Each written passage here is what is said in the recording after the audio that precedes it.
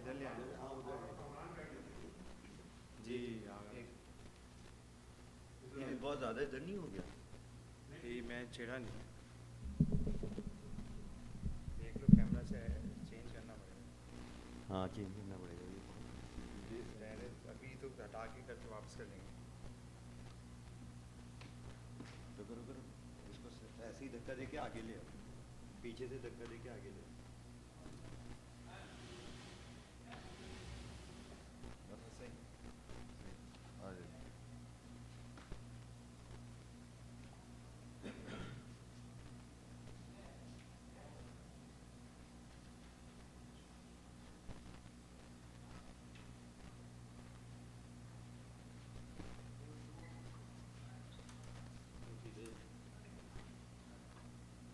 نہیں آئے گا. ہم پہلے اندر جاؤ پھر رائٹ پہ جانا.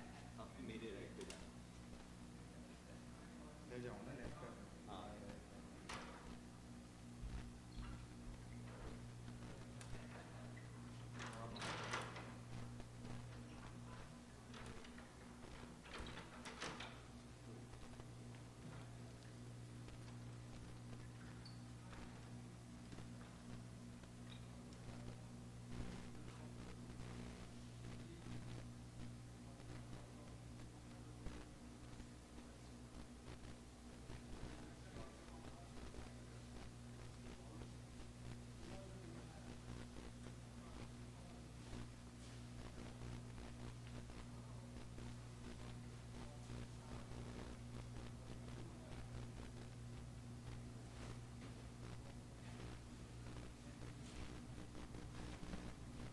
پیچھے والا پیچھے جانا تو دیکھ ہاں سے پھنس گیا وہاں طرف سے اپنے رائٹ سائڈ میں بعد میں پڑھنا چاہیے پیچھے آ گیا.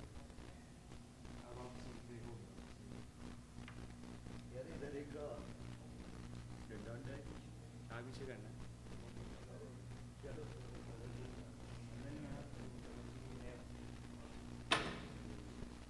خراب نہ ہو.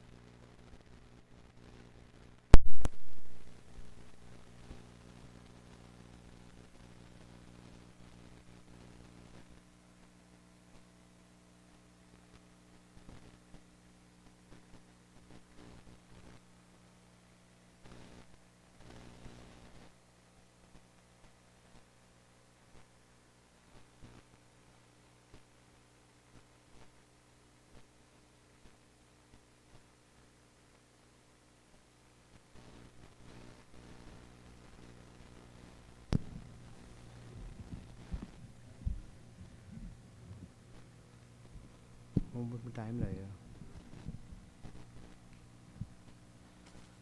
خوشنود امام زمانہ بلند تر صلوات. اللہم صلی علی. ہم سورہ یاسین کی تلاوت. بسم اللہ الرحمن الرحیم. یاسین والقرآن الحکیم انک لمن المرسلین علی صراط مستقیم تنزیل العزیز الرحیم لتنذر قوما ما انذر آباؤهم فهم غافلون لقد حق القول على اکثرهم فهم لا يؤمنون ان جعلنا في اعناقهم اغلالا فهي الى الاذقان فهم مقمحون وجعلنا من بين ايديهم سدا ومن خلفهم سدا فاغشيناهم فهم لا يبصرون وسواء عليهم انذرتهم ام لم تنذرهم لا يؤمنون انما تنذر من اتبع الذكر وخشي الرحمن بالغيب فبشره بمغفرة وأجر كريم.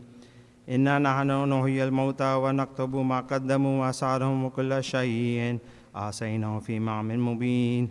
واضرب لهم مثلا أصحاب القرية إذ جاء المرسلون إذ أرسلنا إليهم اثنين فكذبوهما فعززنا بثالث فقالوا إنا إليكم مرسلون قالوا ما أنتم إلا بشر مثلنا وما أنزل الرحمن من شيء إن أنتم إلا تكذبون قالوا ربنا يعلم إنا إليكم لمرسلون وما علينا إلا البلاغ المبين قالوا إنا تطيرنا بكم لئن لم تنتهوا لنرجمنكم وليمسنكم منا عذاب أليم قالوا طائركم معكم أئن ذكرتم بل أنتم قوم مسرفون وجاء من أقصى المدينة رجل يسعى قال يا قوم اتبعوا المرسلين اتبعوا من لا يسألكم أجرا وهم مهتدون وما لي لا أعبد الذي فطرني وإليه ترجعون أتخذ من دونه آلهة أن يردنا الرحمن بضر لا تغني عني شفاعتهم شيئا ولا ينقذون إني إذا لفي ضلال مبين إني آمنت بربكم فاسمعون قيل ادخلوا الجنة قال يا ليت قومي يعلمون بما غفر لي ربي وجعلني من المكرمين وما أنزلنا على قومه من بعده من جند من السماء وما كنا منزلين إن كانت إلا سيئة واحدة فإذا هم خامدون يا حسرة على العباد ما يأتيهم من رسول إلا كانوا به يستهزئون ألم يروا كم أهلكنا قبلهم من القرون أنهم إليهم لا يرجعون وإن كل لما جميع لدينا محضرون ويأتي اللهم الأرض الميتة أحييناها وأخرجنا منها حبا فمنه يأكلون وجعلنا فيها جنات من النخيل وعناب فجرنا وفيها من العيون لا يأكل من ثمره وعملته أيديهم أفلا يشكرون سبحان الذي خلق الأزواج كلها مما تنبت الأرض ومن أنفسهم ومما لا يعلمون وآيات لهم الليل نسلخ منه النهار فإذا هم مظلمون والشمس تجري لمستقر لها ذلك تقدير العزيز العليم والقمر قدرناها منازل حتى عاد كالعرجون القديم لا الشمس ينبغي لها أن تدرك القمر ولا الليل سابق النهار وكل في فلك يسبحون وآيات لهم أنا حملنا ذريتهم في الفلك المشحون وخلقنا لهم من مثله ما يركبون وإن نشاء نغرقهم فلا صريخ لهم ولا هم ينقذون إلا رحمة منا ومتاع إلى حين وإذ قيل لهم اتقوا ما بين أيديكم وما خلفكم لعلكم ترحمون وما تأتيهم من آيات ربهم إلا كانوا عنها معرضين وإذا قيل لهم أنفقوا مما رزقكم الله قال الذين كفروا للذين آمنوا نطعم من لا يشاء الله أطعمه إن أنتم إلا في ضلال مبين ويقولون متى هذا الوعد إن كنتم صادقين ما ينظرون إلا سيئة واحدة تأخذهم وهم يخصمون فلا يستطيعون توصية ولا إلي أهلهم يرجعون ونفخ في الصور فإذا هم من الأجداث إلى ربهم ينسلون قالوا يا ويلنا من بعثنا من مرقدنا هذا ما وعد الرحمن وصدق المرسلون إن كانت إلا صيحة واحدة فإذا هم جميع لدينا محضرون فاليوم لا تظلمون نفس شيئا ولا تجزون إلا ما كنتم تعملون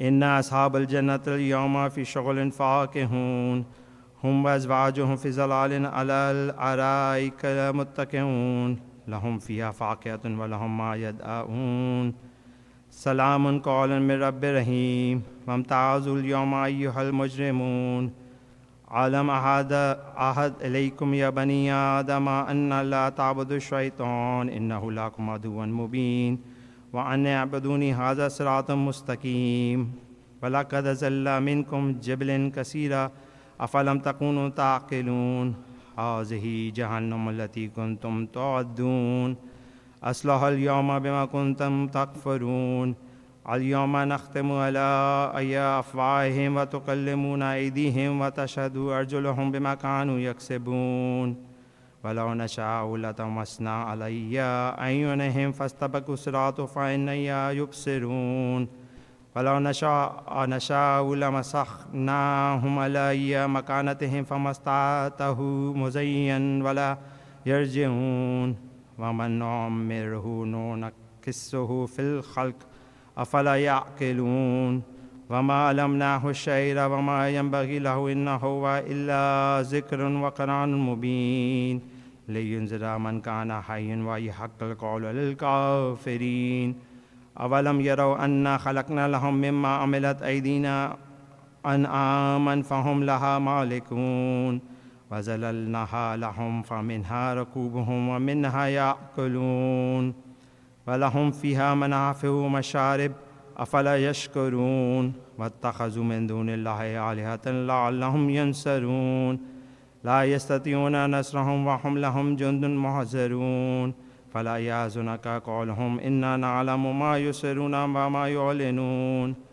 أولم ير الإنسان أنا خلقناه منها نطفة فإذا هو خصيم مبين وضرب لنا مثلا ونسي خلقه قال من يحيي العظام وهي رميم قل يحييها الذي أنشأها أول مرة وهو بكل خلق عليم الذي جعل لكم من شجر الخضر نار فإذا أنتم منه توقدون أوليس الذي خلق السماوات والأرض بقادر علي أن يخلق مثلهم بلى وهو الخلاق العليم إنما أمره إذا أراد شيئا أن يقول له كن فيكون فسبحان الذي بيده الملكوت كل شيء وإليه ترجعون اللهم صل على ایک سورہ فاتحہ کی درخواست ہے مرزا حضور عالم ابن دلدار حسین اور اپنے ارباب کو بھی اس میں شامل کر لیں بسم اللہ الرحمن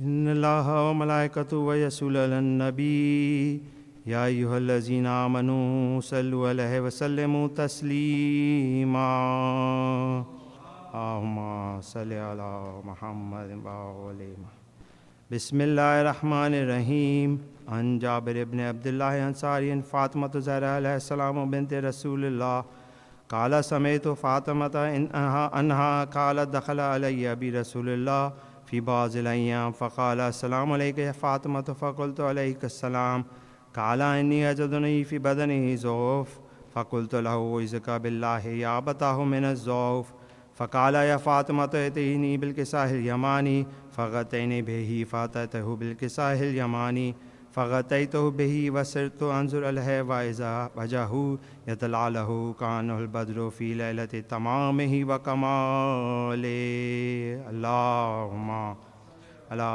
محمد وآل محمد فما كانت إلا ساعة وإذا بولد الحسن قد أقبل وقال السلام عليك يا أماه فقلت وعليك السلام يا قرة عين وثمرة فؤادي فقال يا أماه إني أشم عندك رائحة طيبة كأنها رائحة جدي رسول الله فقلت نعم إن جدك تحت الكساء فأقبل الحسن نحو الكساء وقال السلام عليك يا جداه يا رسول الله أتأذن لي أن أدخل معك تحت الكساء قال وعليك السلام يا ولدي وصاحب حوزي قد أذنت لك فدخل معه تحت الكساء.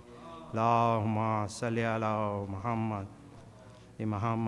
فما كانت إلا ساعة وإذا بوليد الحسين قد أقبلها وقال السلام عليك يا أمه فقلت وعليك السلام يا ولدي وقرة عيني وثمرة فؤادي. فقال لي يا أمه إني أشم عندك رائحة طيبة كأنه رائحة جد رسول الله. فقلت نعم إن جدك وأخاك تحت الكساء. فدنا الحسين نحو الكساء وقال السلام عليك يا جداه السلام عليك يا من اختار الله وتعزني لي أكون معكم تحت الكساء. فقال وعليك السلام يا ولدي وشافع أمتي قد أذنت لك فدخل معهما تحت الكساء. اللهم صل على آل محمد. فأقبل عند ذلك أبو الحسن علي بن أبي طالب وقال السلام عليك يا بنت رسول الله. فقلت وعليك السلام يا أبو الحسن ويا أمير المؤمنين. فقال يا فاطمة إني أشم عندك رائحة طيبة كأنه رائحة أخي وابن أمي رسول الله.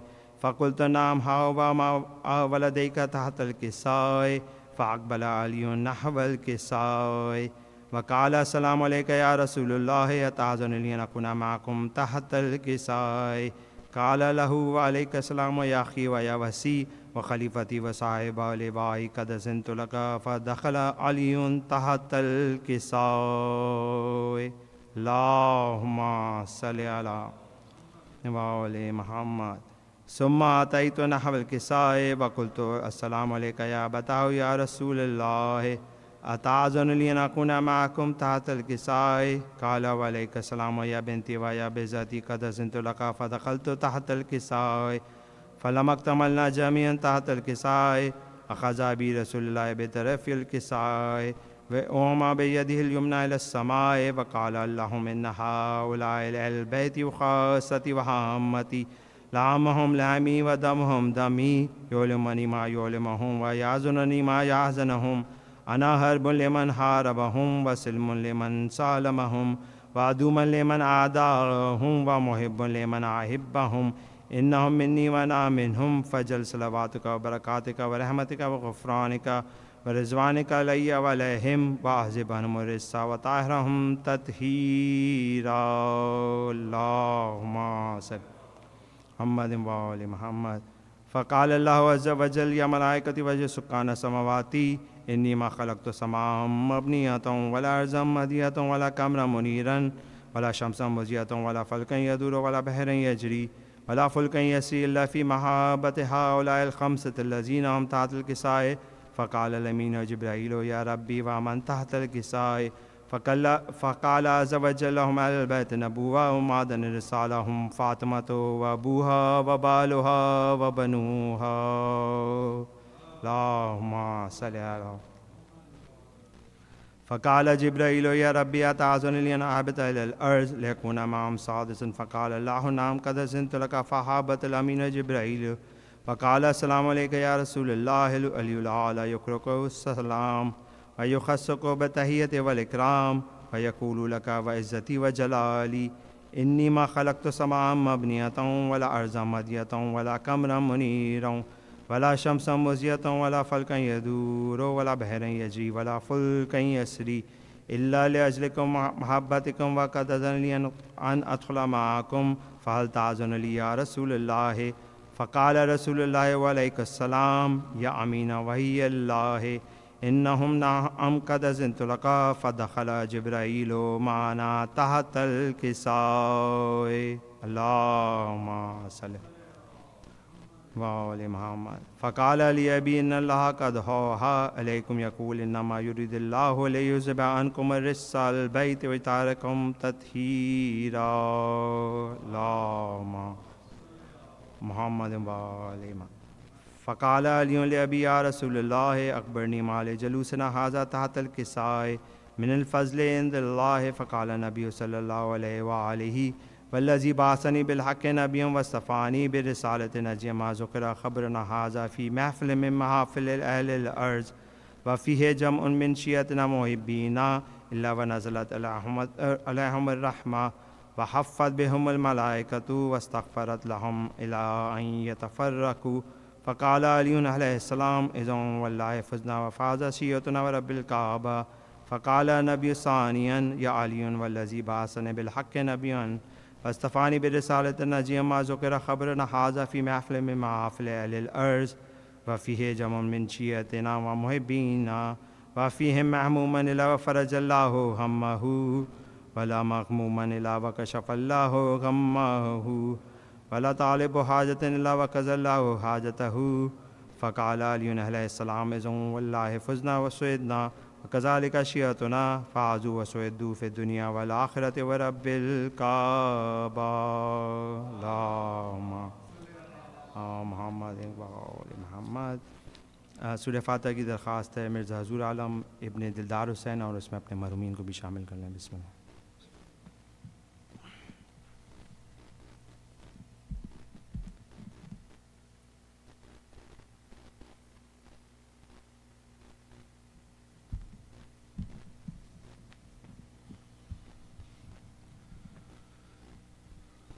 بر محمد وآل محمد بلندتر صلوات.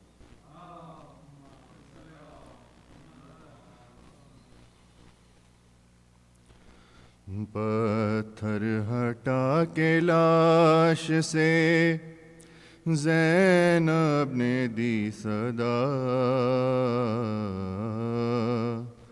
کیا تم میرے حسین ہو. پتھر ہٹا کے لاش سے زینب نے دی صدا، کیا تم میرے حسین ہو. کیسے پڑے ہیں جسم کے ٹکڑے جدا جدا، کیا تم میرے حسین ہو.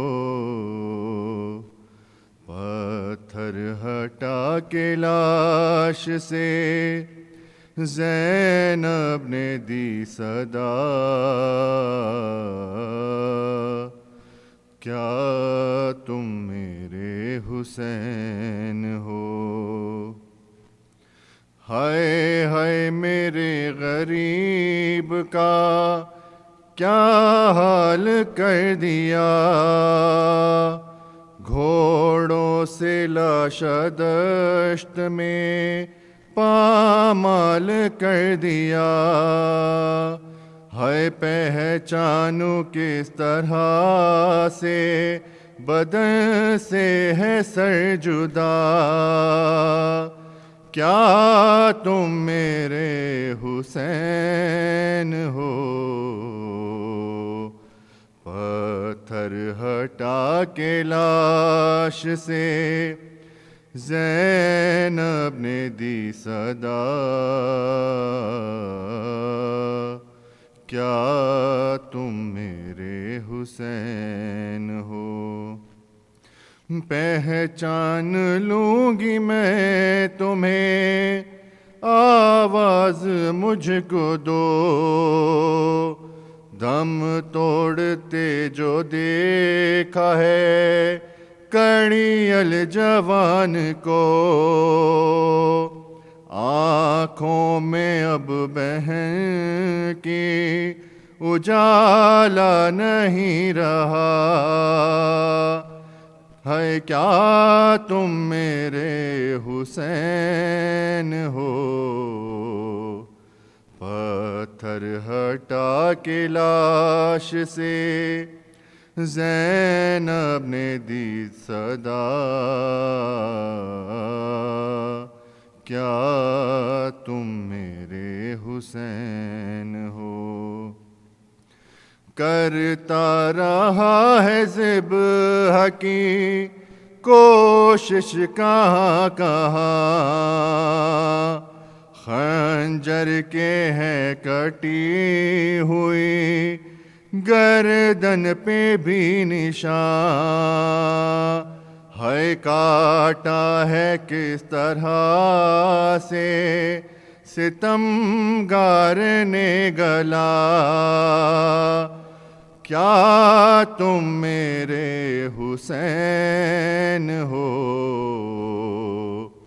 پتھر ہٹا کے لاش سے زینب نے دی صدا، کیا تم میرے حسین ہو؟ پہچاننا تمہارے لیے بھی کٹھن ہوا، ہے دیکھا ہے پہلی بار جو زینب کو بے ردا، آتی ہے شرم جلد بتا دو مجھے ذرا، ہے کیا تم میرے حسین ہو؟ پتھر ہٹا کے لاش سے زینب نے دی صدا، کیا تم میرے حسین ہو؟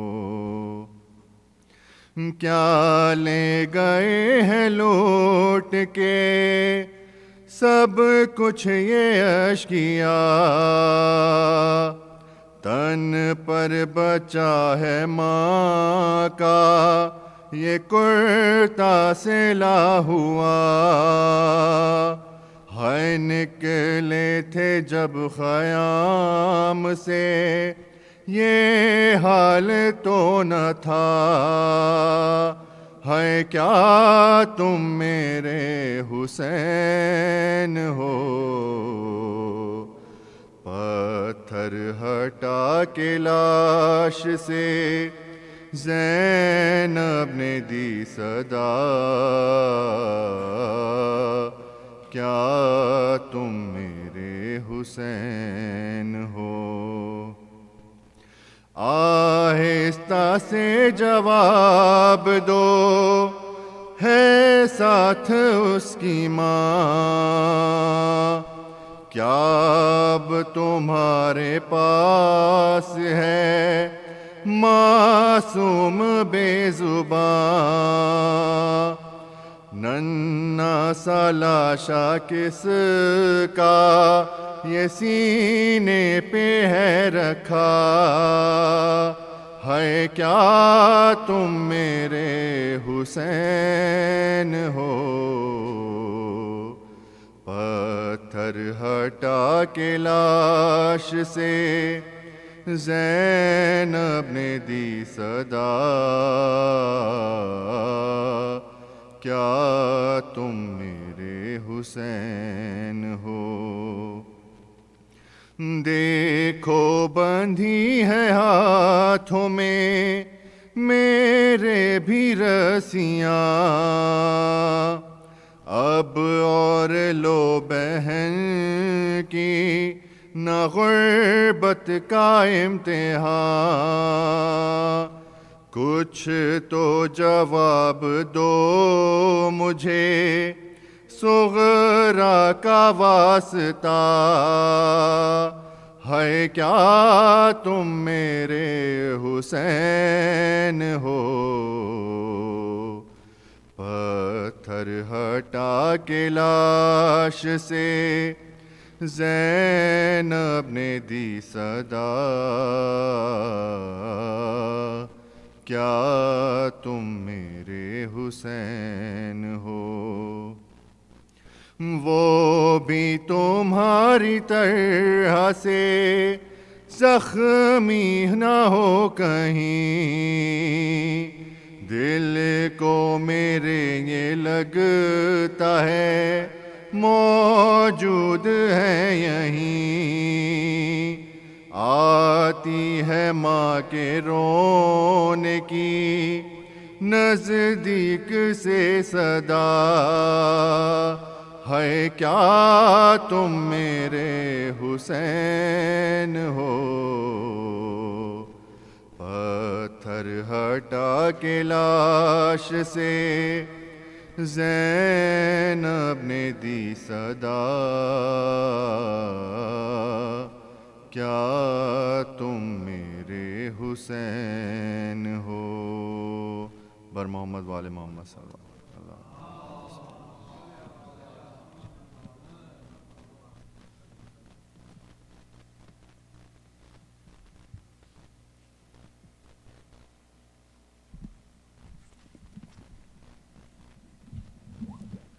بر محمد و آل محمد صلوات. بار دیگر بلندتر صلوات. برائے تاجیل ظہور امام زمانہ بلندتر صلوات. اللہم مومنین، آپ سب سے گزارش ہے ایک بار سورہ الحمد 3 بار کل درود پڑھ کر مرزا حضور عالم ابن دلدار حسین جو مومنین یہاں موجود ہیں ان کے مرحومین اور جملہ ارواح مومنین کو وصال فرما دیں.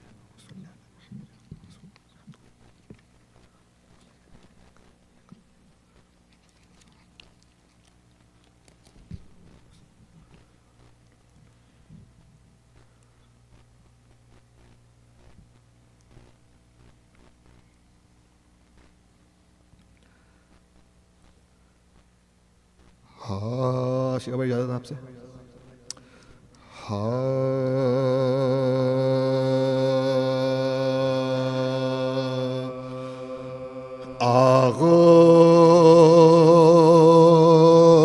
آغوش لحد میں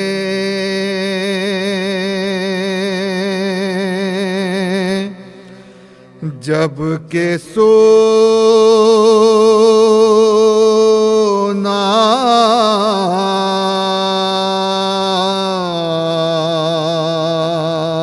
ہوگا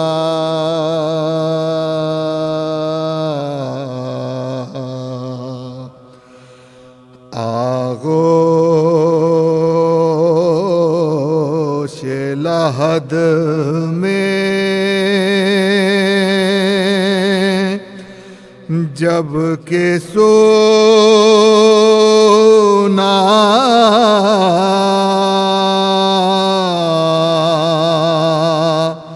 ہوگا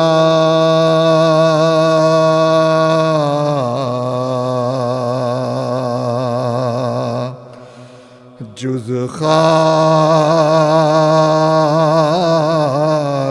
نہ تکیا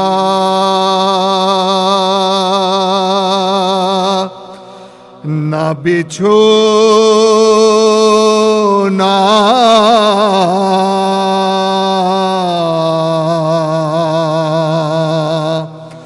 ہوگا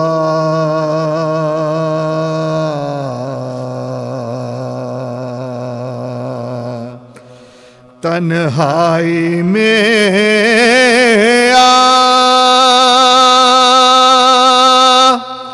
کون ہوے گا انیس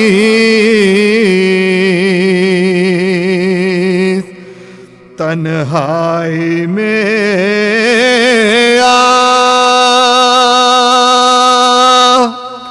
کون ہوے گا انیس ہم ہویں گے اور قبر کا کونا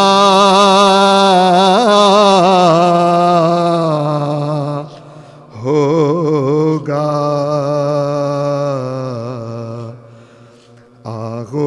آغوش لحد میں. نعرہ صلوات.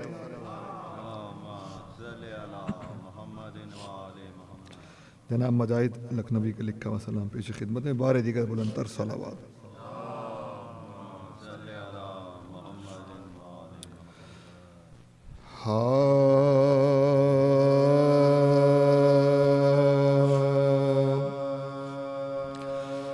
اجل کو ایسی ملی زندگی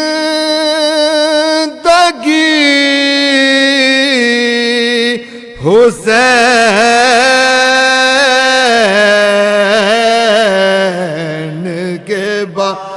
اجل کو ایسی ملی زندگی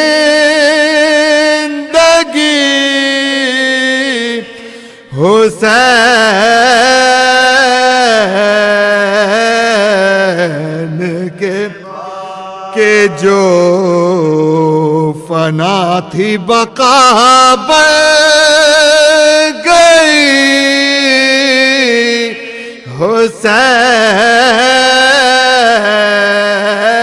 حسین کے اجل کو ایسی ملی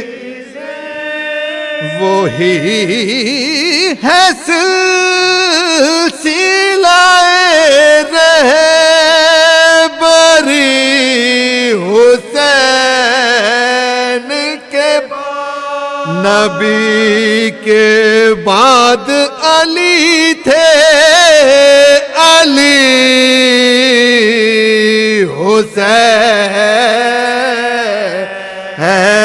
حسین کے اجل کو ایسی ملی تھی ایک سر کی طلب اور کیے بہتر پہ جہاں میں ہوگا نہ ایسا سخی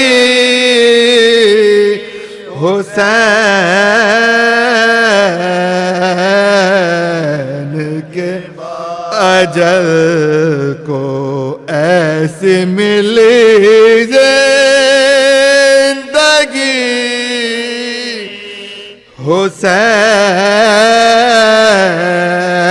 حسین کے اجل کو. فاتحہ برائے شہداء.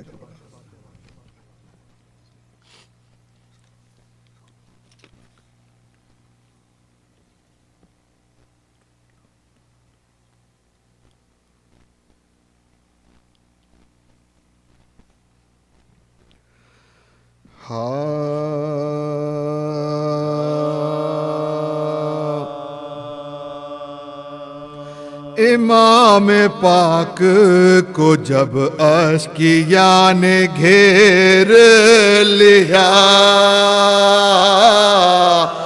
امام پاک کو جب اشقیاء نے گھیر لیا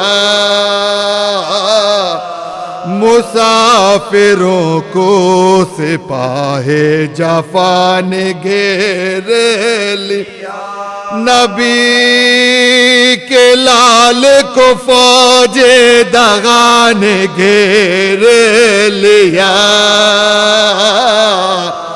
علی کے چاند کو کالی گھٹا نے گھیر لیا ستم شروع ہوئے صلح کا جو جواب ملا غضب ہے ساتویں تاریخ سے نہ آب ملا وہ کہتے اب وہ سادات پر ہجوم اللہ نبی کی آل میں وہ شور العطش پہ وہ فکر و یاس وہ اندوہ وہ امام امت وہ شیخ و شوق عبادت وہ ظلم فوج سے ملا نہ چین نہم تک امام صابر کو بس ایک رات کی مہلت ملی مسافر کو عزیز و یاور و ناصر جو چند تھے ہمراہ سبوں کو جمع کیا شہن باغ میں جا زہیر قین وہ بریر وہ حبیب خود آگاہ جناب اکبر و عباس قاسم زیجا سوے امام جو سب یار و اقربا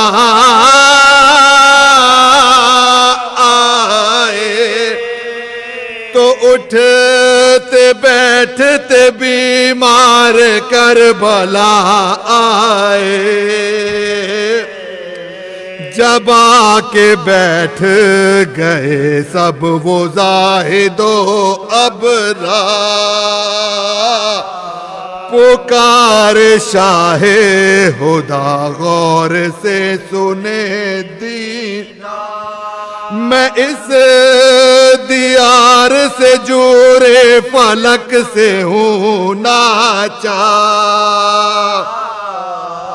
پھرے ہیں آل حبیب خدا ظلم نہ سنگ دل نہ جفاؤں سے منہ کو موڑیں گے کسی طرح یہ ستمگر نہ مجھ کو چھوڑیں گے میں ان کے شر سے اما پاؤں غیر ممکن ہے وطن میں آل کو پہنچاؤں غیر ممکن یہاں سے پاؤں بھی سرکاؤں غیر ممکن میں کل کو قتل سے بچ جاؤں غیر ممکن خدا سے صبر و رضا کا ہے خواستگار حسین بس ایک رات کا مہمان ہے دیدار بس ایک رات کا مہمان ہے بے دیار حسین امام پاک کو جب عیش کیا نے گھیر لیا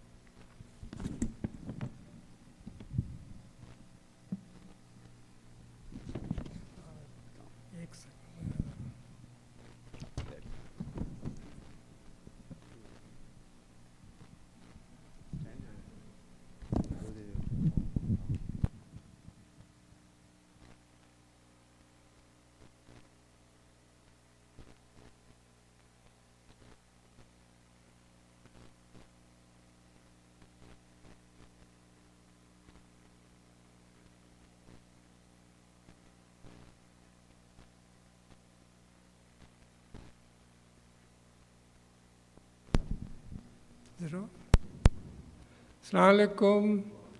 Bismillahir Rahmanir Rahim.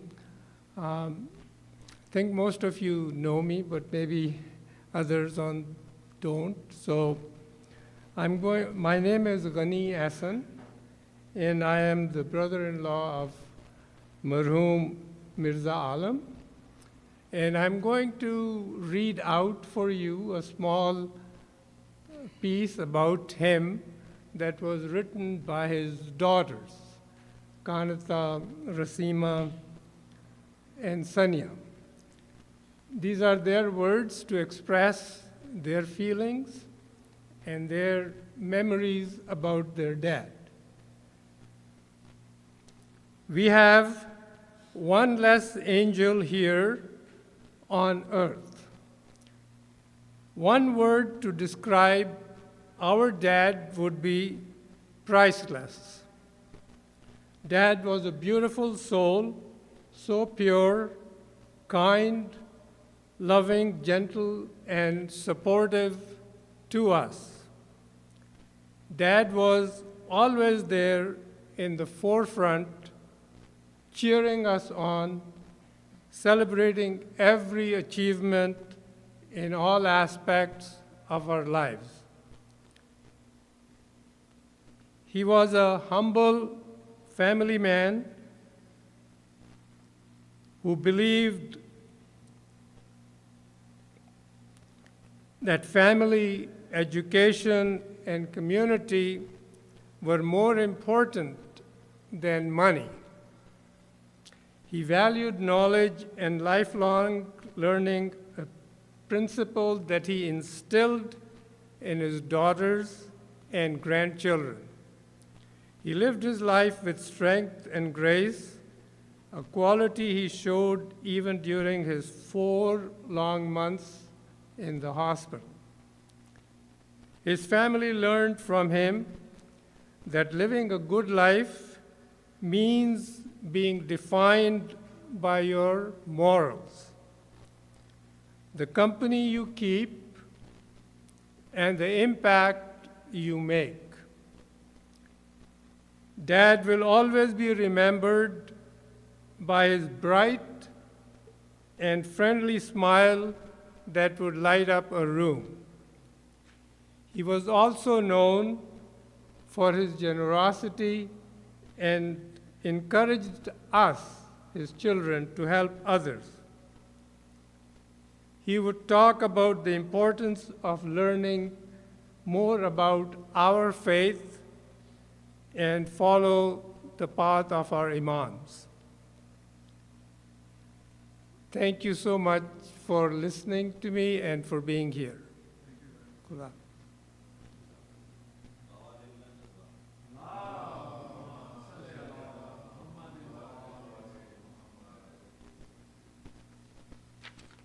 मोमिन व मोमिनात अस्सलाम वालेकुम। इससे पहले कि मैं डॉक्टर शेबा रिजवी को दावत दूं, आप लोगों से गुजारिश है कि एक दफ़ा सूरह अल-हम्द और 4 दफ़ा सूरह इखलास पढ़ के मिर्ज़ा हुजूर आलम इब्ने दिलदार हुसैन को हदिया कर दें।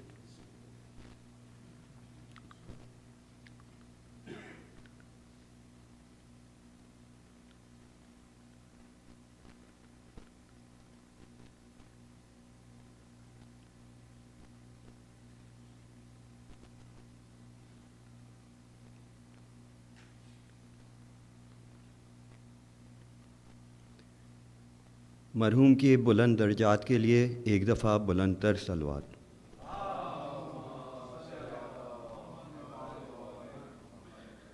अब मैं गुजारिश करता हूँ डॉक्टर शेबा रिजवी से कि वो ज़ेब मिंबर।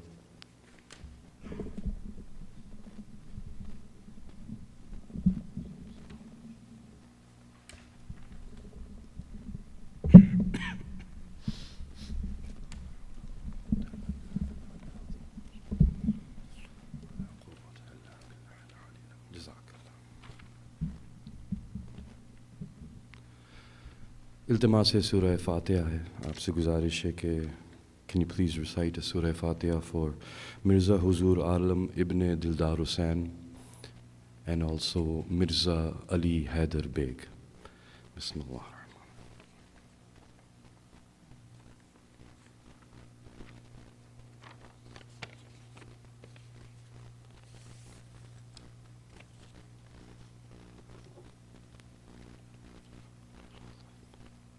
Bismillah.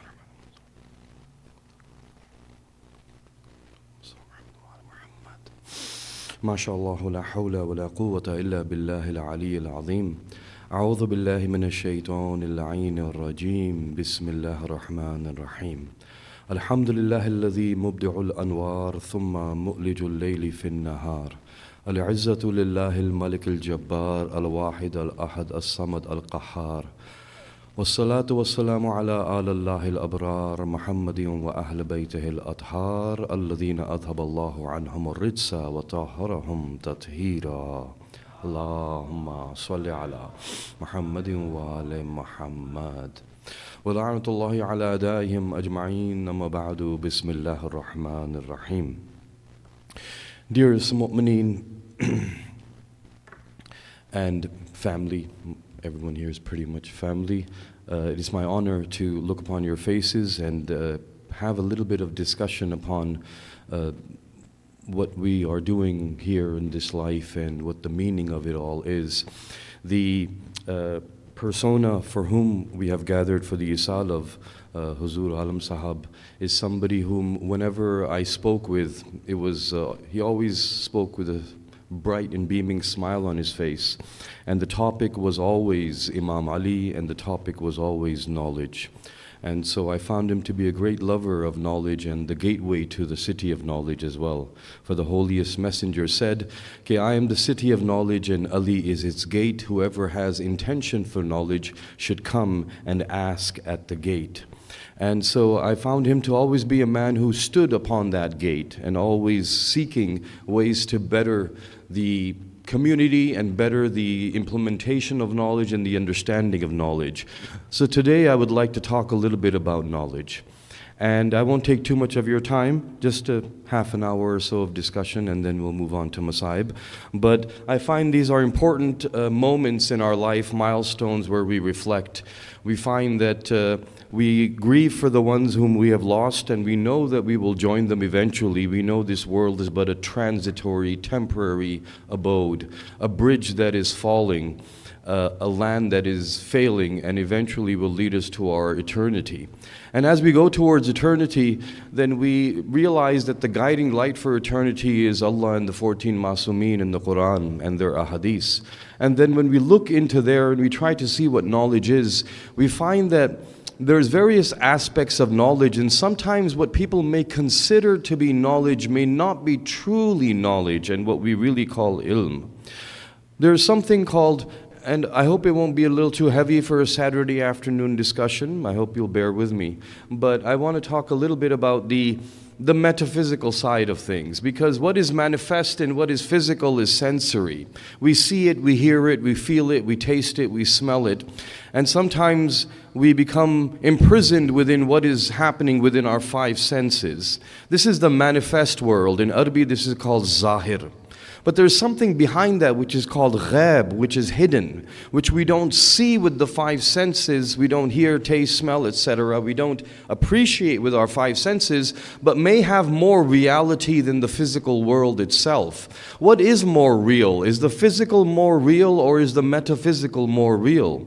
And what is knowledge? Is it physical or is it metaphysical? And the same thing with death and life. What is life? Is life physical or is it metaphysical? When we look at one of the hadiths that's mentioned in the tafsir of the Quran, which is called Al-Qatra, in volume 2 we see that our Imam has said in 3 sentences something that I find very revealing, mind-blowing, and perhaps revolutionary in our understandings and definitions. It says, لَيْسَ الْعِلْمُ تَعَلُّمُ. He says, our holy Imam says that ilm is not that which can be learned. Which is very strange because we always consider knowledge to be something that is learned. But perhaps he is talking about a deeper meaning of knowledge when he says that knowledge is not that which is learned. Because we go to school to learn knowledge. When we go to school, we read the written word, we hear the spoken word, and that gives us knowledge, that transfers knowledge to us, and now we say we have knowledge and this is ilm. That means what is written in a book is ilm, and what is spoken by a scholar is ilm. However, the Imam is saying this is not the true meaning of ilm. He says ilm is something else. He says innama huwa. Indeed, ilm is only and only nurun. It is a nur, it is a light. Yaqa'a fi qulubil mu'min may iradallahu yahdiyahu. He says that when Allah intends to guide His slave, His creation, His believer, then He puts ilm, which is in the form of nur, in the heart of that person. So now what ilm becomes in its metaphysical sense is nur. This is not a nur that will be seen like light emitting from a bulb, but this is nur and the true meaning of it. And then he says, فَإِنْ أَرَدْتَ الْعِلْمَ, and if you have the intention of gaining knowledge, then he gives you steps. He says, فَطْلُبْ أَوَّلٌ فِي نَفْسِكَ, then you should have talab, you should desire, you should want, you should wish for, you should try to attain. What? He says, أولا في نفسك حقيقة العبودية, you should try to gain within your nafs the ultimate reality of ibadat, of ubudiyya. Ubudiyyat is to be an abd is to be a slave is to bow yourself, to submit yourself to the will of Allah. That means to realize the true reality of submission to Allah is the first step. Or we could say the second. The first step, and there's basically 4 steps here. The first step to gain knowledge is to intend for it. The second step to gain knowledge is to ask for within yourself the true reality of submission to Allah. And then he goes on to say, وَطْلُبُ الْعِلْمَ, and ask for knowledge, desire knowledge, بِإِسْتِعْمَالِهِ, so that it can be used and utilized. Step 1, intend. Make the intention for knowledge. Step 2, we have to find within ourselves true submission to Allah. Step 3, now what we do is we ask that that knowledge be given to us so we can use it and utilize it. Step 4, istafhamakumullahu yafhamak, Allah will then give you understanding of that knowledge. So in 4 steps we are gaining understanding of knowledge. This means knowledge, and in this day and age I think perhaps we can best understand knowledge much better than, I would say, forget about last century or last generation, I would say last decade. In the last 3 years, we have seen the birth of something that is quantum computing. We have seen the artificial intelligence modules come up and be within our grasp. We have seen things like ChatGPT in its version 5 now. What we are seeing is not knowledge, but rather information. So there needs to be a distinguishing factor between information and knowledge. Information can be stored in kilobytes. Information can be written in letters on paper. Information can be sent through cables. But knowledge is something else. That means information can go through the LTE in 5G. It can travel through that. But the medium for ilm is something else. It is nur. It is not cell phone wave. It is not light wave. It is not pen to paper. It is not even the words that one has memorized in our mind. Because our mind is filled with pictures and words.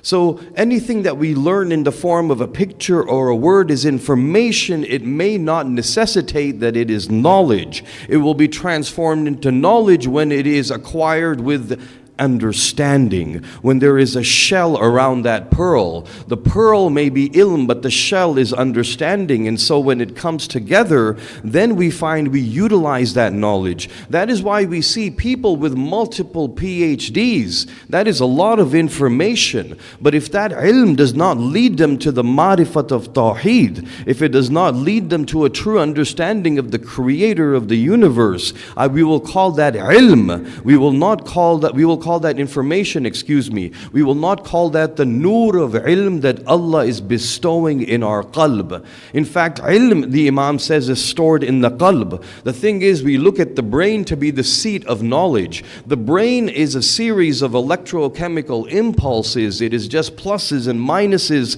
not very different from the CPU of your computer or a hard disk, which also stores information in the form of zeros and ones. In the same way, your neurons of your brain store information in synapses that basically emit the information or transmit it with zeros and ones. The binary language of a computer is the same as the binary language of the brain. The brain is storing information, but the Imam is saying that ilm is stored in the qalb, and the qalb is sitting in your chest. وَمَن يَرْدَ اللَّهُ أَن يَشْرَحَ صَدْرَهُ لِلْإِسْلَامِ. If Allah has, وَمَن يَرْدَ اللَّهُ يَهْدِيَهُ. If Allah intends, يَهْدِيَهُ, to guide somebody. Yashrah, He expands. Sadrahu, his chest, for Islam. And He descends upon his qalb iman. So ilm, iman, ma'rifat, the hubb of the Ahlul Bayt, understanding of Tawheed, it is all transmitted into your qalb. Your phone has a way in which information is transmitted, and that is called cellular waves, which I don't know much about, but anybody who studies the physics of it or information technology may be able to describe the composition of those waves and what form they take. However, we see that information that goes into your qalb is in the form of nur, it is metaphysical. So when we say that ana madinatul ilm, the Holy Messenger is saying that he is a city of the light of knowledge, and this light will be emitted by the gate, and the gate is Imam Ali, and the receivers will be the qulub of the mu'mineen. That means information can be gained without understanding and submitting to Allah, but not ilm. Ilm will be something else. Somebody with ilm will be able to look at one atom, and by looking at that atom reach Allah. Maybe the simplest one, looking at a proton of hydrogen and then reach Allah by that. But one who does not submit, one who does not have ilm, may read countless books and still not reach Allah, because they have not submitted, they have not gained understanding. Information in kilobytes is different. And it says that we must gain this how? We must gain this by وَاطْلُبْ أَوَّلًا فِي نَفْسِكَ حَقِيقَةُ الْعُبُودِيَّةِ. That you must gain this first by having within yourself the haqiqat of ibadat. The haqiqat of it. That means the true meaning of it. Everything can have a name, an ism. There is a wonderful hadith that I will go to as well that is in Al-Ihtijaj Al-Tabarsi, in which the very famous student of our sixth Imam, Hisham bin Hakam, is talking to our holy Imam, Imam Jafar al-Sadiq, as-salatu was-salamu alayhi. Allahumma salli ala Muhammadin wa ali Muhammad.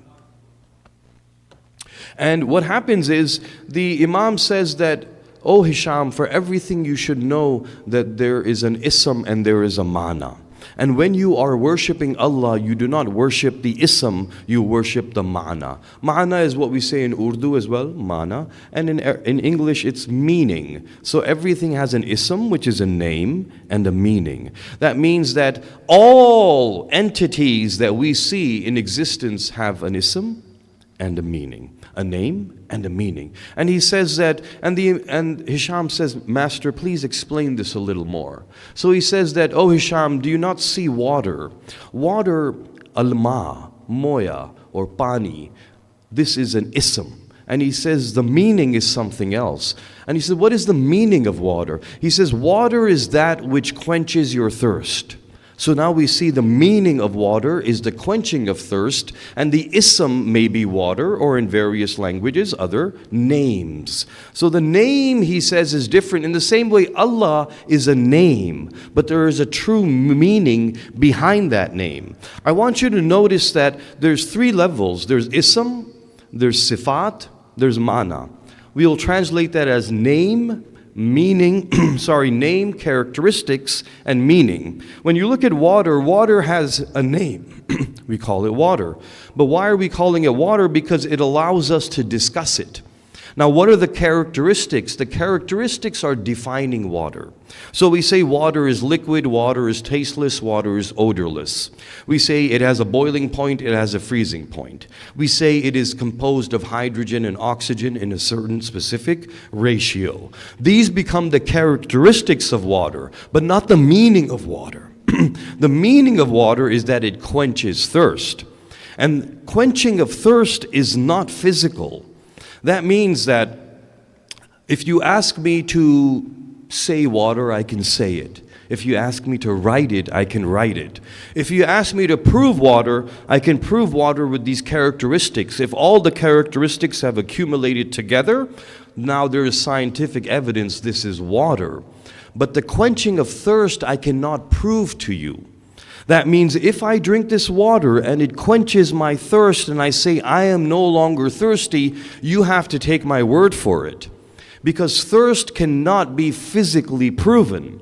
Thirst is not the dryness of the throat or mouth. That is dehydration. That's a clinical condition with its signs and symptoms. But thirst cannot be proven, just like pain cannot be shown. We can measure with numerical values someone's blood pressure, cholesterol level, heart rate. We can look at a numerical value for every chemical in their body. We cannot measure pain. When it comes to blood pressure, your doctor will tell you this is your cholesterol level, this is your blood pressure, this is the situation with your valves and your organs and your kidneys and urine analysis, etc.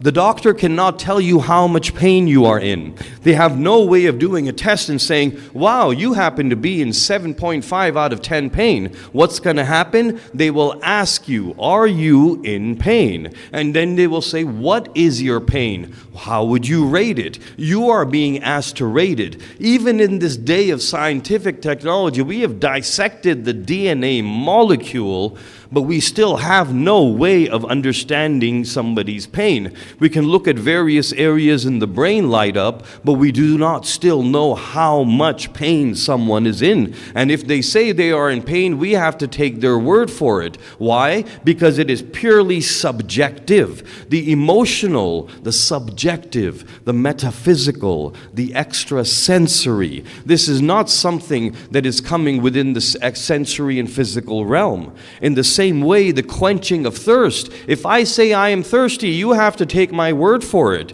You don't have a clinical test to know if I am thirsty or not. And when I drink one glass of water, you cannot tell if my thirst is quenched. My mouth may be hydrated now, moisture in my pharynx and my throat, and now my skin no longer looks like it is dehydrated, but I tell you I am thirsty, you have to believe me. And then I want another glass of water. And when I say I am satiated, now thirst has been quenched. Now we have reached the true meaning of water. That means the true meaning of anything is never physical. It's never something that you will be able to observe. It is something that is felt. The Imam says that there is something called food, but the meaning of food is that which satisfies your hunger. That means satiation of hunger and appetite is not something you're going to be able to evidence. In the same way, when we look at Allah as an ism and we look at ibadat, it is something else. That means the Imam says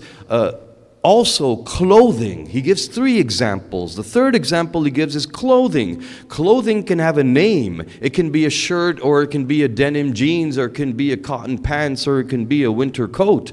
It can have characteristics of cotton, elastic, polyester, and so on. It can also have various colors, but its meaning is that which is covering you. So therefore the meaning, the feeling of being covered, again, is metaphysical. So then he says you should understand that also ibadat has a meaning, and we are the meaning. We are the meaning of the isms of Allah.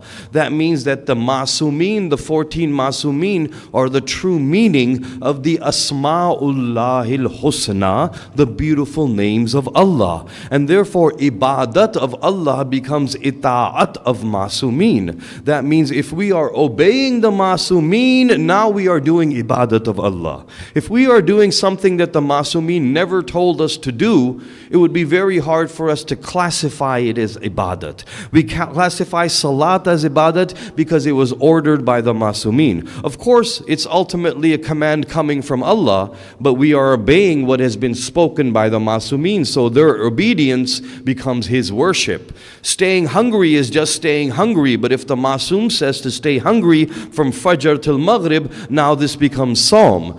Walking around a building 7 times is exercise, but if the Masum says you should do tawaf of Kaaba, now it becomes ibadat.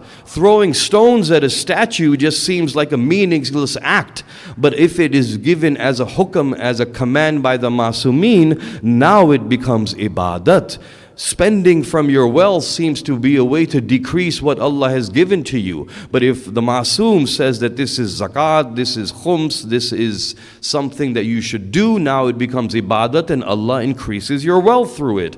So what we see is that the true meaning of anything is not physical. It is not in the name, it is not in the characteristics, but it is in what it makes us feel.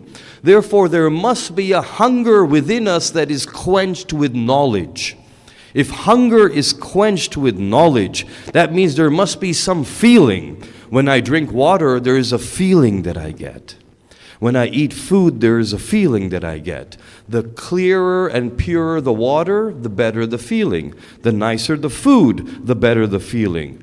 The more important the knowledge, the more essential the knowledge, the better the feeling. If knowledge is not causing any kind of a metaphysical change within me, then we cannot call that ilm. Therefore, we need to realize that in this day and age, AI will allow us to gain information. Absolutely. That's why it's amazing. I found most people, when they discuss this age, they call it the age of information. They don't call it the age of knowledge.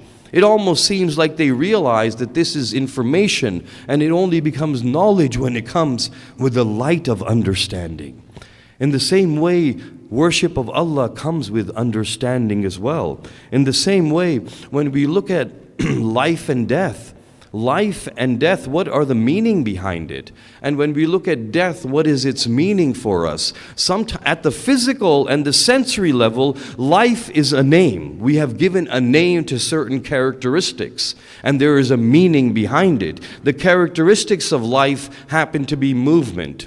Biology has listed them. Biology says the characteristics of life are that there is an absorption of nutrients, there is digestion of nutrients, there is use of energy, there is movement. We say there is growth, there is multiplication, there is division, there is organization of labor by the organs in our body. We say that life is when you move around, life is being able to eat food. We can also test it. We say that the heart is beating, the lungs are pumping, the blood is moving, cells have chemical reactions. But every sign of life that we have in medical science is coming and stemming from a chemical reaction. Is true life chemical reaction? Is true life the meeting of hydrogen and oxygen, the breaking up of an energy molecule like glucose? What is true life? These are just characteristics of life. True life is something else. And what is true death? We look at death as stillness. We look at death as now this person's heart will not beat. Now they will not breathe. We look at life as we wander around the planet and we sit on a bed and we sit on a chair and we talk to each other. We look at death as we lie quietly within the womb of the grave, resting there peacefully until a certain time and not being able to access that person. But is that really the meaning of death? And so when we look at the ma'na, because only those will be able to give you the meaning who are present before the characteristics and the ism. That means Allah created sifat, He created characteristics, He created the names. The ma'na were always there in His ilm.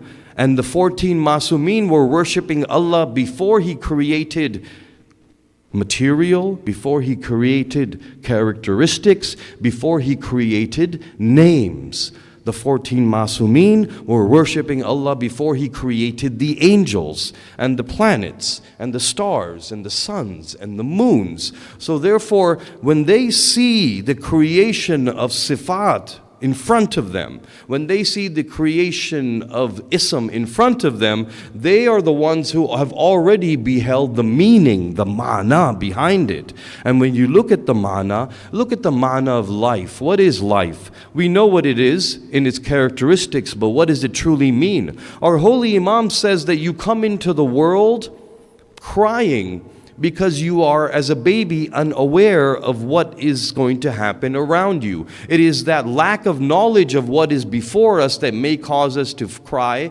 and be in fear. And that crying that when we experience when we come from the womb of our mother is because this universe is unknown to us. And that means that what we knew was the familiarity of the womb, and what we have come into now is the external world. The Imam says, in the same way, when you leave this world to go to the next world, there is a chance for fear, there is a chance for grief, because we do not know what is in the next world. But the Imam says that just like that, your parents in this world welcomed you when you came through that difficult passage of labor into your parents' arms. They welcomed you with love, and they were happy. While you were crying, they were happy. This is probably the only moment when parents are happy to see their child cry. Otherwise, after this, at any moment when our child cries, it is always a moment of grief and worry for us. But the smile upon the parents of a baby when they make their first cry, because that is a sign of life. And the Imam says your parents are happy because they have knowledge of this world, and they know that what you are coming into is much better than where you were before. You were encompassed within a womb, unable to move around too much. Yes, maybe you kicked your mom a bit here and there, but you were not breathing, you were not eating, you were not experiencing, you were not learning like you will in this world. This world becomes a place of activity, of freedom, to exert your will, to improve your capabilities, to go on and succeed in this life and the next life. But what you were doing in the womb was simply you were hatching. You were basically incubating in there. So it's nothing compared to what's happening here. In the same way, the Imam says, in the next life there will be people who will welcome you. But when you leave this world to go to the next world, they will be happy because they know that what you are coming to is much better than what you are leaving behind. The Imam says the difference between the womb and this world and the next world is 70,000 times more.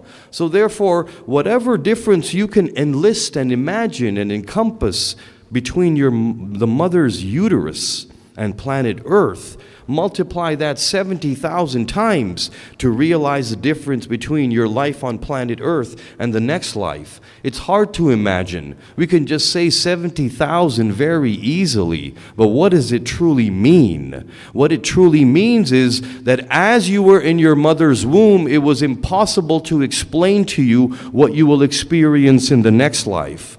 There was, sometimes social media clips, and there was some Western speaker, but he was speaking about a conversation between, it wasn't very realistic, of course, because there was a lot of assumptions in it, but it was interesting. It was a conversation between two babies in the womb, in the same womb, and they're talking to each other. So the idea was that one says to the other that, I wonder if there is life after delivery.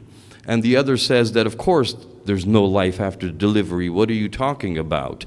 And then he says, no, I have heard that maybe after we leave this place, then there's going to be another life. And he says, don't you know, anybody who's ever left has never come back. And so there cannot be any life after this. And he says, no, I've heard that you can go on after this and you'll meet somebody, they're called mother. And then he says, no, how can there be a mother? We've never seen a mother. We've never heard of a mother. And he says, no, mother is, where is this mother? And then the other baby says, mother is everywhere, mother is around you, and so on. So it was an interesting analogy, because our holy Imam gave this analogy as well. He said that the womb of your mother is a world, and then you come into this world. In this world you will be put into another womb before you go into the next world. The grave of a believer is more merciful than the womb of a mother.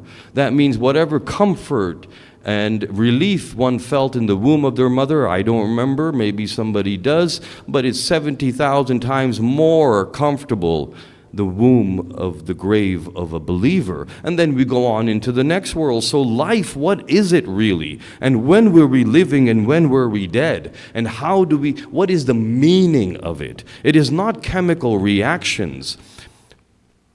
But we have gone through various states, and in a way it's evolution, in a way. Not the way, evolution is sometimes described, but we do evolve in a sense. And what happens is, in the beginning you are particles, and you've gone through at least 3 stages so far. You were a particle, and when you were a particle, then after that you were put into the loins of Adam, the first being, the first human being in our lineage. And then from there we passed into the womb of Bibi Havva salamullah alayha. Every single human being that's to be born was in the loins of Adam. That was a state of existence for you. You were alive in a sense. And then we were all put into the womb of Bibi Havva alayhi salam. Then we were all into the loins of Hazrat Sheeth, and then into the womb of his wife, and then so on, passing from father to mother in all these generations above us until we came into the loin of our father and the womb of our mother. And then we come into this world. Now, we were in the state of what is called alam-e arwah. That is one place. And then we go into the loin. Then we go into the womb. Then we come into this world. Then we go into the grave. Then we go into the next world. That's at least 6 different places of existence where you are existing. Can you decide at which one of those points you are living, at which one of those points you are not alive? So therefore, intiqal or muntaqil is when you go from one place to another. It is a journey. And so therefore, when we look at death, it becomes but a journey. And that is why the Imam said that this is a journey. You should prepare for this journey. We prepare. In this day and age, I find people are very organized. The new generation, much better than us, I have to admit. Us with our kids, we would remember, oh, we need this and we need this halfway to the supermarket or to the picnic. This generation, they got their backpacks. We were in a backpack generation. We were a jeans and pocket generation. Everything that could fit in our pockets was put in our pockets. The idea of a satchel or a backpack and having everything ready for us. In the same way, as we journey into the next life, then the things we need will need to be with us and ready with us, but they will all be metaphysical. And therefore, what we learn in this world in the form of ilm will be carried with us. What we have gained not from our actions, but from the meaning of those actions. What we have not gained from our ibadat, but from the meaning of the ibadat. What we will carry with us into the next realm will be the meanings of things. And therefore, that's why it's very important, that our young generation, they focus on the true meanings of things and not just information. Have we truly reached an understanding of it? And in this day and age of information, it becomes more and more cloaked and hidden. Behind all of these curtains of kilobytes of information is the true meaning of things. And yes, there is a sadness that comes when one of ours departs from this world. And why is that sadness there? That sadness is there because we will no longer be able to see the manifest form of them. We may say their name, but it will not point to them walking around. It will point to someone lying in the womb of a grave. We may remember their characteristics, but we will not see them manifest before our eyes. But have they truly gone? Their true meaning is still there. Their meaning still lives on in the world. Their meaning still lives on in what they loved. Their meaning still lives on within the hearts of those who they leave behind. And if truth is really in meaning, therefore, the going of a body in the physical form is really a very, very secondary form of detachment. We are still attached at the meaning. They're still close to us in our hearts. But we still mourn them, and there is a sadness with it. And that sadness comes with the comfort that we will see them one day, that those who believed and submitted and those who fulfilled the purpose of their creation will go on to the next stage and fulfilling the purpose of their creation. And we will be together as family. But we still mourn them, and sometimes when we mourn also because perhaps they went through difficulties before they left the world. It may have been in the form of illness. It may have been in the form of some disease. There may have been pain involved. There may have been hospitalizations involved. But whenever we mourn ours who are departing, we always put our grief within the grief of Karbala. We always let it be absorbed into the grief of Imam Hussein, because when you look at the grief that was put upon Imam Hussein and his children and his followers, we find that everything else falls very short of that. It becomes but a drop in the ocean that is the gham for Imam Hussein. And yes, when we lose a father, when we lose a brother, when we lose someone who was a shade and a shelter for us, someone who was a roof over our heads, someone who was shade in the sun, someone who was sustenance in the time of hunger, someone who supported and protected us, someone who always wanted our betterment. When we lose them, it is a great grief, but how do I compare that to the grief of Imam Sajjad? And when we look at Karbala and we see that when one of ours departs, then it is our wish to have a ghusl, to have a kafan, to have a burial, to have people come to that burial. Imam Sajjad is finding out about the passing of his father, his martyrdom, with the words of the enemy saying, "Qad qutil al-Husayn." Hussein has been martyred. Hussein has been murdered. The first evidence he sees of the departing of his dear father is he sees the severed head upon a spear as he comes out of his tent in a state of weakness where he is barely able to stand, as he stumbles towards the severed head of his father. And he remembers the last time he sees his father. The last time we see a departed one is sometimes a moment that is very hard and impressed upon our soul, upon our heart. Imam Hussein is being seen by Imam Sajjad in his last moments as standing wounded from head to toe. And Imam Sajjad says to his father, "Aina Ali Akbar? Aina Abbas? Baba, maine aapko kabhi tanha nahi dekha." بابا کہاں ہے چچا عباس؟ بابا کہاں ہے علی اکبر اور قاسم؟ کہا کہ میرے لال میں سب کو گنج شہداء میں سلا دیا ہے. عباس کے بازو کٹ چکے ہیں، قاسم کے ٹکڑے ہو چکے ہیں، علی اکبر کے کلیجے سے برچھی نکال چکا ہوں. کہا کہ بس اب بیٹا خدافظی ہے اور اب یہ قافلہ تمہارے حوالے ہے. جب میرے شیعوں سے ملو ان سے کہہ دینا کہ جب بھی ٹھنڈا پانی پئیں تو اس پیاسے شہید کو یاد رکھیں جس کو عالم غربت میں شہید کیا گیا اور بے جرم اور بے خطا شہید کیا گیا. اور میرے شیعوں سے کہہ دینا کاش تم ہوتے عاشور کے دن، تم دیکھتے کس طرح سے میں نے اپنے چھوٹے طفل کے لیے ایک قطرہ پانی مانگا تھا، لیکن انہوں نے ذرا بھی رحم نہ کیا، بلکہ پانی کے بجائے میرے بچے کو، میرے لال کو، میرے شہزادے کو ظلم کا تیر چکھایا. کہا کہ آخری وقت میں جب امام حسین سجدے میں تھے اپنے رب سے مناجات کر رہے تھے اور کہہ رہے تھے اے میرے معبود، جس نے تجھے پا لیا اس نے کیا کھویا، جس نے تجھے کھو دیا اس نے کیا پایا. اس وقت شمر ملعون آیا. ایک بہن تھی جو 70 قدم سے دیکھ رہی تھی اور کہہ رہی تھی کہ میرے بھائی کو مت مارو، یہ نبی کا نواسہ ہے، کم سے کم ایک قطرہ پانی تو پلا دو میرے حسین کو.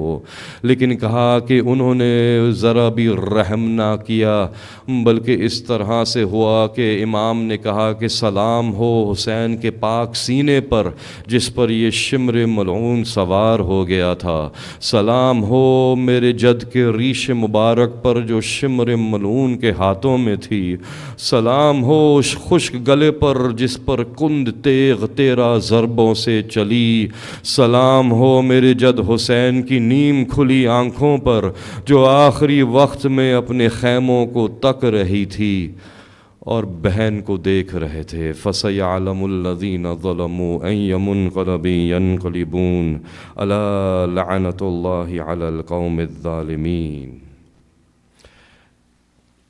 گزارش ہے سب سے کہ can we please have a Surah Fatiha? One time Surah Al-Hamd, 3 times Surah Al-Qul Huwa Allahu Ahad, and 1 time Surah Al-Inna Anzalnahu Fi Laylatul Qadr. For Mirza, for Huzoor Alam Beg Ibn Dildar Hussain, and for Mirza Ali Bahadur Beg. بسم الله الرحمن الرحيم الحمد لله رب العالمين الرحمن الرحيم مالك يوم الدين إياك نعبد وإياك نستعين اهدنا الصراط المستقيم صراط الذين أنعمت عليهم غير المغضوب عليهم الضالين بسم الله الرحمن الرحيم قل هو الله الصمد لم يلد ولم يولد ولم يكن له كفوا أحد بسم الله الرحمن الرحيم قل هو الله الصمد لم يلد بسم الله الرحمن الرحيم قل هو الله الصمد لم يلد ولم يكن له كفوا أحد بسم الله الرحمن الرحيم إنا أنزلناه في ليلة القدر وما أدراك ما ليلة القدر ليلة القدر خير من ألف الشهر تنزل الملائكة والروح فيها بإذن ربهم من كل أمر سلام هي حتى مطلع الفجر اللهم صل على محمد وآل محمد بار الہ جو بھی یہاں پہ ذکر ہوا اس کا ثواب مرحوم کو پہنچا اس ذکر سے مرحوم کی قبر کو منور فرما بار الہ مرحوم کی قبر کو بار بار زیارت معصومین سے منور فرما خطاؤں کو بخش دے گناہوں کی مغفرت فرما جوارہ معصومین میں قرب ترین جگہ عنایت فرما لوائقین خانوادے کو صبر جمیل عطا فرما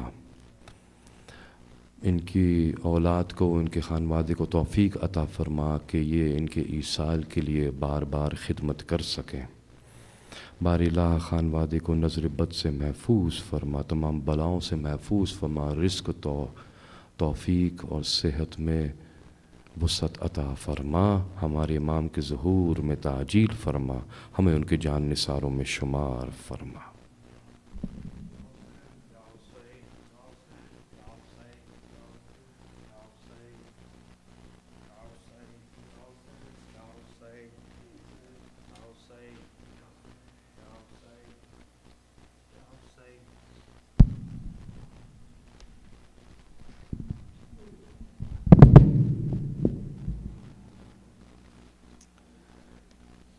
اپنے شبیر کو سینے سے لگا لو اماں آؤ گھوڑے سے میں گرتا ہوں سنبھالو اماں اپنے شبیر کو سینے سے لگا لو اماں اپنے شبیر کو سینے سے لگا لو اماں اماں تم نے تو بڑے ناز سے پالا ہے ہمیں لڑکھڑاتے ہوئے چلنے میں سنبھالا ہے ہمیں آخری بار کلیجے سے لگا لو اماں اپنے شبیر کو سینے سے لگا لو اماں اپنے شبیر کو سینے سے لگا لو اماں گھٹنیوں چلتا تو تم ساتھ میرے چلتی تھیں اپنی آنکھوں کو میرے تلووں پہ تم ملتی تھیں چور زخموں سے ہوں میں مجھ کو سنبھالو اماں اپنے شبیر کو سینے سے لگا لو اماں اپنے شبیر کو سینے سے لگا لو اماں میں بہت تنہا ہوں اب کوئی مجھے آس نہیں دیکھو اکبر نہیں قاسم نہیں عباس نہیں تم نجف سے ذرا بابا کو بلا لو اماں اپنے شبیر کو سینے سے لگا لو اماں اپنے شبیر کو سینے سے لگا لو اماں ایسے ہیں زخم بدن جان چلی جاتی ہے، خون بہتا ہے بہت نیند سی اب آتی ہے، آ کے آغوش میں اب مجھ کو سلا لو اماں، اپنے شبیر کو سینے سے لگا لو اماں، اپنے شبیر کو سینے سے لگا لو اماں، ہونے والی ہے یتیم آج سکینہ اماں، عصر کے ساتھ ہی اجڑے گا مدینہ اماں، آؤ اب کرب و بلا کے بسا لو اماں، اپنے شبیر کو سینے سے لگا لو اماں، یا حسین یا